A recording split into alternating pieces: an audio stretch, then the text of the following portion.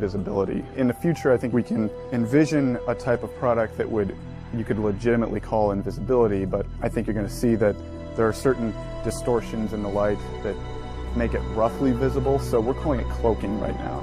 Visible light, the wavelength of visible light is on the order of nanometers. Nanoparticles are on the right scale to sort of interact with that and manipulate it.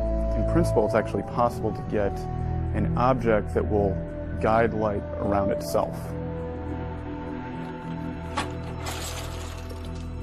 The sphere is this sort of easiest shape to do. Right now we can only cloak convex shapes, and that has to do with the sharp angles. So things like spheres and even cylinders, for the most part, we can do a pretty good job with. Squares, we can do it halfway decent job with, and then when we get to things like triangles where they have the more acute angles, that's where it sort of bends the light in a problematic way. A lot of other research groups have tried to build three-dimensional structures that can do this sort of light guiding, but working with nanoparticles, we prefer to use self-assembly. And in turn, we prefer to use liquids because as the liquid dries, the particles can come together in a particular way.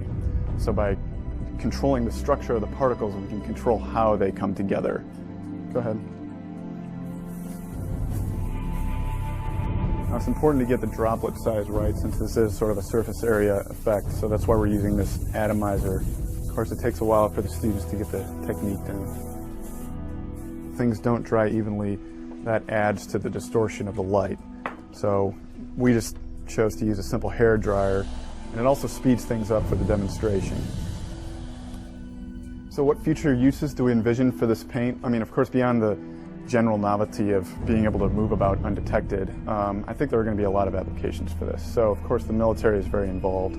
Invisible buildings and invisible vehicles. We provide new ideas, and it's society that decides, how new technologies will be used. Because, of course, we envision this being used on the skin.